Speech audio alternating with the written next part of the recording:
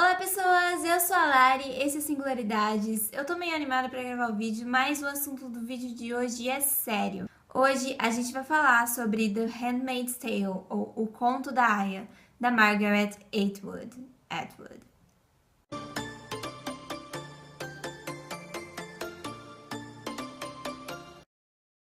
A pessoa que vos fala está percebendo agora que cortou a franja dela muito curta e ela tá meio rebelde agora. O Conto da Aia é uma distopia publicada nos anos de 1985 e que recentemente foi transformada em uma série com o mesmo nome do livro em inglês, The Handmaid's Tale. Tanto a série quanto o livro estão sendo aclamados por críticos de todo o mundo e olha, eu vou falar pra vocês, não é sem motivos não. A história vai se passar em um futuro não tão distante, em um Estados Unidos distópico, que agora não se chama mais Estados Unidos, que agora se chama República de Gilead, onde as pessoas, mas muito principalmente as mulheres, vivem sob inúmeras limitações nesse país, porque o país agora está sendo governado por uma ditadura teocrática, né, uma ditadura onde a religião é que dita as regras. Então o fanatismo religioso tomou conta do país e as pessoas têm que viver sobre algumas das regras da Bíblia, né? A democracia foi abolida do país e as mulheres, elas não têm mais direito nenhum, elas se tornaram apenas máquinas de procriação. A tecnologia foi praticamente, se não inteiramente, abolida também. Não é mais permitido que as mulheres leiam ou escrevam ou tenham empregos, e as pessoas, todas elas, são vigiadas constantemente para que o governo possa ter controle de se elas estão seguindo corretamente a religião, de se elas estão fazendo as coisas certas, ou seja, não há mais liberdade neste país. Realmente como se a sociedade tivesse regredido ao invés de progredir, o que na verdade já tá meio que acontecendo em algumas partes do mundo, né? A gente tem que admitir isso daí. Então a gente não pode dizer que é um livro, uma distopia que tá muito distante da realidade de acontecer. Porque não é, gente. Realmente é uma coisa que tá muito próxima e a gente tem que ver isso daí, esse livro, como um aviso, assim, eu acho também, sabe? Pra que a gente tome cuidado, pra que a gente fique atentos e pra que a gente não fique aí apoiando a ditadura militar também, aí indireta pra algumas pessoas, talvez, não sei. Porque a gente tem mesmo algumas pessoas aí que são inocentes o bastante pra acreditar que em uma ditadura militar as pessoas de bem vão se sair bem, que as únicas pessoas que vão se sair mal vão ser os bandidos, os assassinos. Não, o caminho pode desandar completamente, porque quando a gente deixa o poder desse modo na mão de apenas algumas pessoas, bom, a gente tem aí vários exemplos, né, na história pra mostrar pra gente que não dá certo. Então, todo mundo deveria ler esse livro. Nessa sociedade a gente tem uma grande quantidade de mulheres inférteis, mulheres que não podem dar filhos aos maridos delas. E como eles dizem, né, nessa sociedade são sempre as mulheres que são as culpadas por serem inférteis e nunca os homens. Então, para resolver essa situação aí de infertilidade, eles criaram uma sociedade onde eles usaram um trecho da Bíblia para a utilização de uma empregada, de uma aia, e é como elas vão ser chamadas aqui, que são servas férteis que vão servir exatamente para isso, para procriar, para simplesmente dar um filho para essas famílias, em prol da sociedade aí que está diminuindo bastante por causa dessa infertilidade. Vou ler o trechinho da Bíblia, tá, que eles usaram para justificar essa utilização aí das servas, para que essa sociedade aí pudesse existir assim. Vendo, pois, Raquel que não dava filhos a Jacob, teve Raquel inveja da sua irmã, e disse a Jacob: dá-me filhos, ou senão eu morro. Então se acendeu a ira de Jacob contra Raquel, e disse: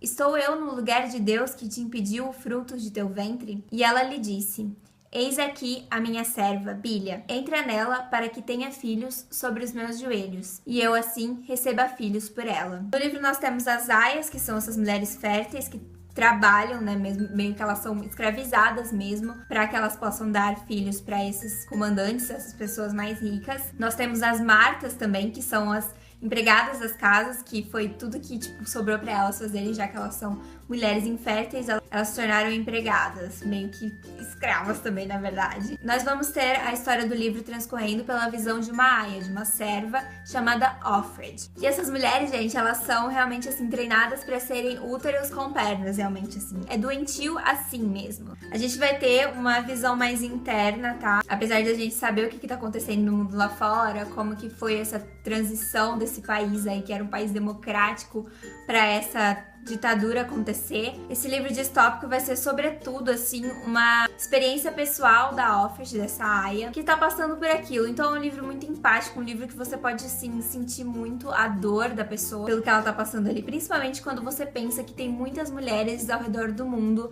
que passam por situações semelhantes, se não iguais, são pelo menos situações semelhantes, e você fica assim impressionado com o quanto você vê que aquilo ali é uma coisa que realmente poderia acontecer. As mulheres em geral não possuem voz alguma nessa sociedade, tá? Uma sociedade realmente extremamente machista, e todas elas têm sempre que estar sempre vestidas, sempre nunca mostrando partes do corpo, sabe? Tipo os shortinhos, as blusinhas que a gente usa hoje em dia. Nunca que poderia uma mulher usar isso daí nessa sociedade desse livro. É quase que talvez um islamismo misturado aí nesse livro distópico também, com um cristianismo muito fundamentalista e muito fanático. Eles não deixam as mulheres conservarem nem os próprios nomes, de modo que quando elas vão para casa dos comandantes que elas vão servir, elas recebem a preposição of, né, que no inglês é de, e depois o nome do comandante. Por exemplo, a Offred, que é quem vai contar a história, o nome do comandante dela é Fred, por isso que ela chama Offred, seria of Fred, do Fred, assim.